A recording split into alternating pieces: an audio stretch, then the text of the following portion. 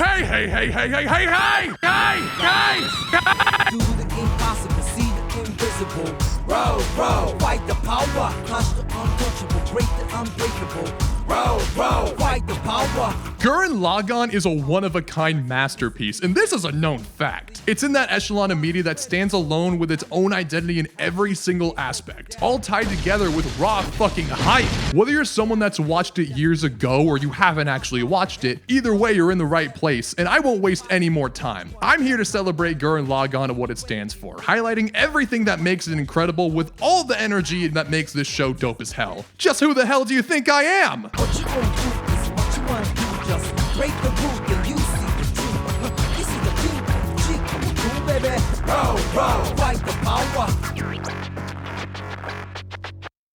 Now, to understand the soul behind this massive passion project, let's bring it back to where it all began. Gainax Co. Limited once stood in Tokyo and, for a time, was one of the most influential animation studios in the country. The heart of their influence came in the form of Neon Genesis Evangelion, which, during its run in the mid-90s and ever since, has stood tall as one of the most iconic and acclaimed anime ever made. You had a talented animation crew from top to bottom that were eager to realize that show's potential. One of those animators being diehard mecha fan Hiroyuki Imaishi. As a boy, young Imaishi grew up obsessed with all things mecha, art, and filmmaking. These passions led to him to work at Gainax as an in-between animator for Eva. Though Imaishi ultimately wanted to helm a mecha series of his own, and after taking various directorial roles for the next decade after Eva, the opportunity eventually fell into his lap when Gainax officially announced a new mecha show in June of 2006, Tengen Toppa Gurren Lagann. And for this project, they wanted Imaishi to direct. His big chance had finally come. However, he wasn't involved in a lot of the pre-planning that occurred before he was brought onto the project. So when he got the chance, he made sure to implement everything he wanted to and made clear that he liked mecha. He pulled from several prior mecha shows, with the influences being noticeable in every corner if you're a mecha fan. Just to name a couple, many aspects of the setting were taken from Zabungle, and a lot of the story's themes and plot flow come from Getter Robo. Paying homage to the latter was part Imaishi, but also courtesy of the show's writer, Kazuki Nakashima, who was previously an editor for the Getter Robo manga and wanted those messages to be relayed to a new generation.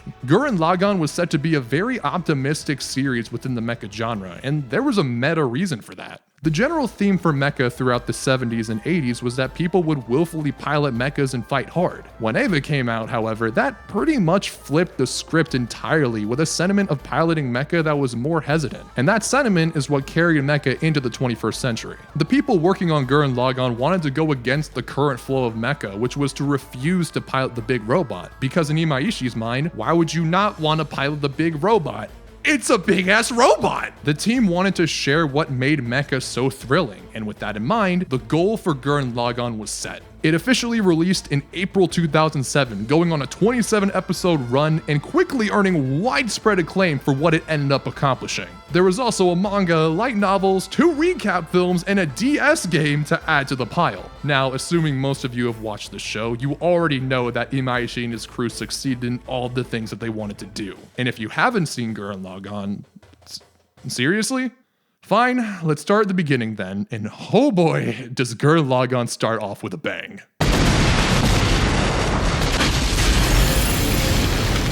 A ginormous space battle with shit going down in every visible part of space with terminology that honestly I'm not even sure the creators knew what they meant. So, all the lights in the heavens are our enemy now. Lights in the what? I'll use the fabric of space-time to wring them out of existence! What? Anyway, from the jump, we get an insane setup for a spectacular galactic war that you just gotta see more of. And then we immediately go underground. Digging tunnels. Day after day, that's my job. This kid named Simon lives in an underground village and spends his days digging tunnels. He just fucking digs. Interestingly though, he finds a small glowing drill during one of his excavations. Huh. Other than that, he literally just digs and doesn't talk to anyone. That is, except for the one guy who talks to him. Ah! Kamina.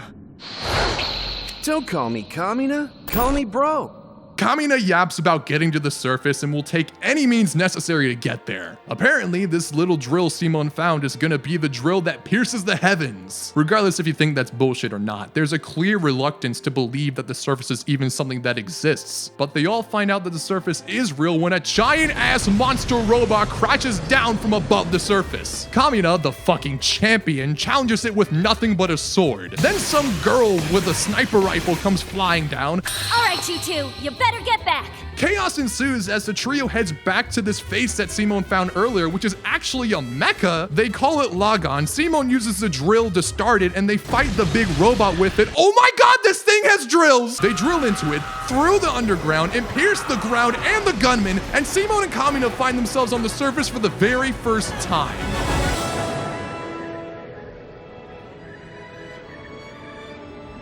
Wow, this is the surface? You know, whether you've seen this moment once or 100 times, it's just as flooring as seeing it for the very first time. By the way, this is all one episode out of 27. There's so much that's densely packed in each and every episode, and Gurren Lagann continues to throw you insane shit over and over and over again, and somehow this show never ends up running out of gas. You'd think that with so much happening at once it could be easy to get lost, but no. The adventure we get taken on is bombastic, but it's still simple. It's a journey about humans banding together and fighting back against oppressive forces inhibiting their ability to live free. And as Team Dai Gurren grows throughout the show's run, we get to see our heroes fight to take things into their own hands alongside the friends that they made along the way. The story is constructed in such a way that it might feel like you're being fed nothing but convoluted bullshit, but in execution, it's laid out in a way that just makes sense. A perfect example is just a couple episodes in, Kamina has his own mecha called Gurren, which he got from hijacking an enemy gunman, and he and Simon are facing off against this dude Viral, whose mecha in comparison is way stronger than either of them. So in the face of such a foe, Kamina throws out a secret weapon. We're gonna combine! We're gonna combine? They're gonna combine! They're gonna combine! They're gonna combine. There's no way you're taking this show seriously, by the way. Despite only having this mecha for a day and making this shit up on the spot, he grabs Lagann and tries to combine. I don't know what else you were expecting. What the fuck? Are you fucking kidding me? How in the fuck did that actually work? They actually combine fucking how? Combining is one of the greatest abilities that the characters are able to utilize. The blending together of fighting spirits to put forward something even stronger. This is just one of the many moments that you really think in the back of your mind shouldn't work, but the show plays your dumb ass and makes you feel stupid for ever doubting anything to begin with. Gurren Lagann actively ups the ante all the way through the very end. From mecha duels in the desert to all-out wars in the middle of space. I don't want to spoil too much for the people that haven't seen it, but I will tell you that it gets to the point where there are battles against fucking concepts, but I won't elaborate on that just to give anyone ample chance to call me a liar. If they're gonna try and make things that extravagant, you can guarantee that the ensuing spectacle is gonna be unlike anything you've ever seen. Fight the power! Fight the power! To illustrate my next point, I'm gonna introduce a special word. Sakuga. It basically defines sequences of TV anime that are of a noticeably higher quality, particularly when referring to action sequences. If you were to use it in a sentence, you'd say something like, "Dude, the Sakuga in Gurren Lagann is insane! Holy shit!" There isn't a single action sequence of this entire show that isn't fueled by passion or style. Whether it's mano a mano or mecha vs mecha, there's a fluidity to the animation. The team at large takes great influence from Yoshinori Kanada's style of animation, which placed a huge emphasis on character movement and allowing animators to be creative in how those movements were animated. I'm not an animation buff by any means, but I don't think I need to explain why this is so gorgeous. Just look at it! The use of color, great, googly moogly! There's so much of it, but they're also really smart in changing how scenes are colored and lit whenever the vibe or location calls for it, which makes the world feel realized, and it makes me happy that colors exist. Add on to that a soundtrack where you're either going to get epic battle tracks or violent freeform jazz with names like Boobs vs. Boobs. I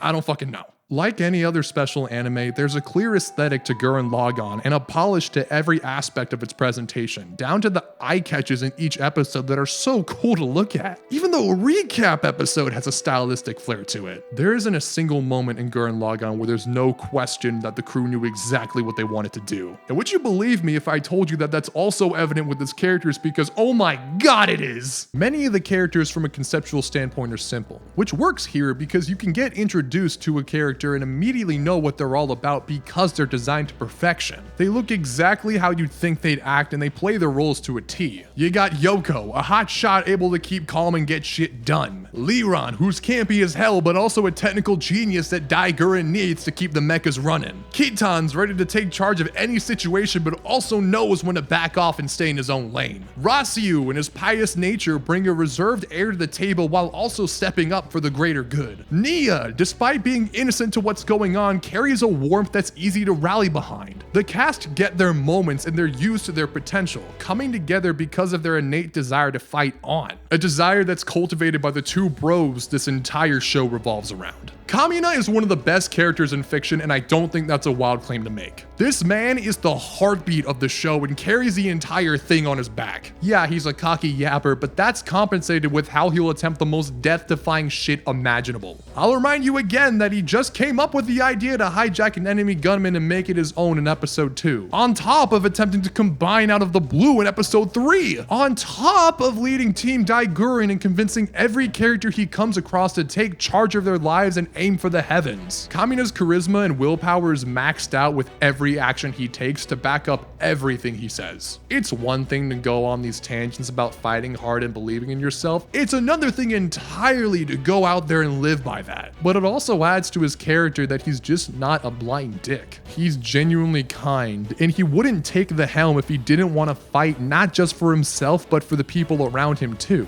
And then there's Simone, the other main character of the show. It can be easy to neglect him for all the ways Kamina overshadows him, but even he admits that none of it would be possible without Simone. While Kamina represents boundless idealism, Simone represents an internal determination that won't quit no matter what, and a potential that nobody really knows the limits of. Kamina seldom but gladly admits that Simone and his earnestness pushes him forward. Likewise, Simone is inspired by Kamina's very being to keep going. Simone starts out with little to no self-confidence, as everything in the story, Kamina included, paves the way for Simone's development. It's not even a matter of Simone becoming Kamina, but Simone becoming his own version of greatness. His journey is set in motion because he believes in the Kamina that believes in him, which in turn helps him believe in the Simone that believes in him, culminating in believing in himself, which is all the belief that he needed all along. I hope you caught all that.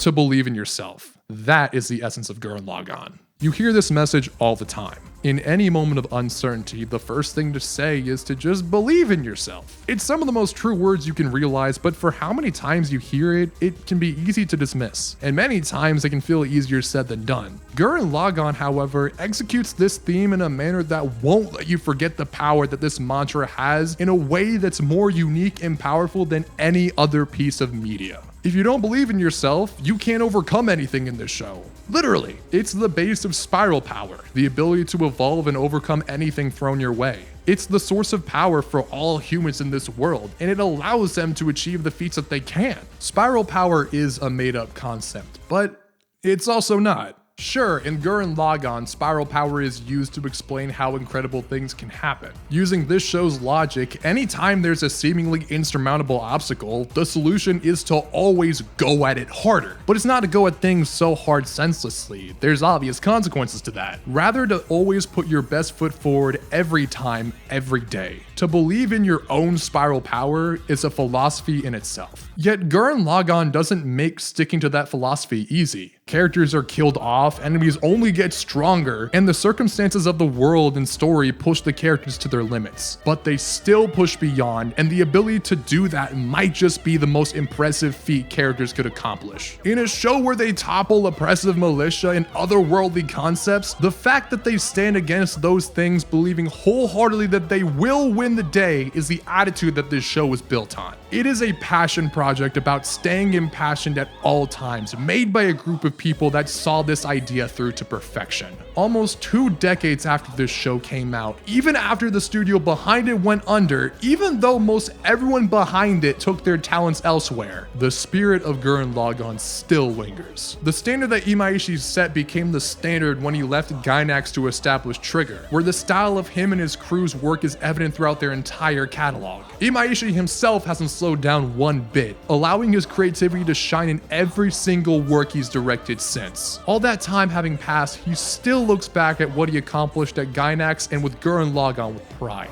The show ended up leaving a mark in the minds of all who have watched it. To many, myself included, Gurren Lagann is a lightning bolt reminder to face things with indomitable willpower, believing in yourself and that you can take on anything if you stand tall. Just one example of exactly what I'm talking about comes from Redditor Beanie Kaiju, who documented the time he took a Team Die Gurren flag at an anti-fascist rally. When asked what it meant, he said that it stood for belief. Belief in the him that believes in them, belief in humans moving like a drill against oppression, and in moving forward as one until piercing the heavens. This is just one of the many untold stories for people that heard the words in this show and took them to heart.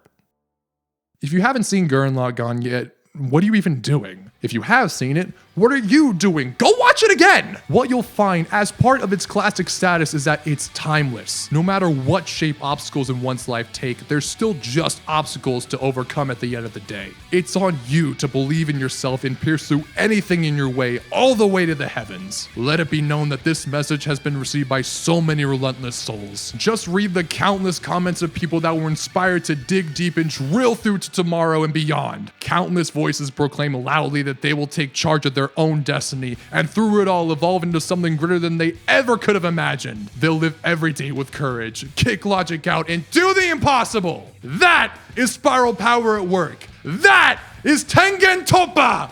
Gurren Lagann!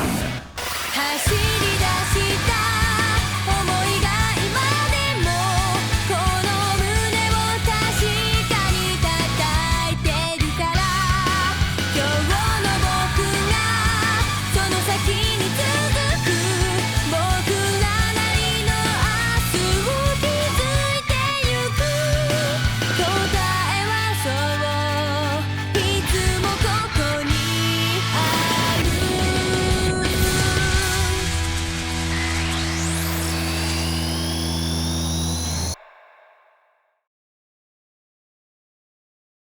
Ladies and gentlemen, Danny Dollars presents Gurren Lagann, episode 72. I'm putting that at the end of the video. After the end card, I'm just gonna say, like, just put that at the end.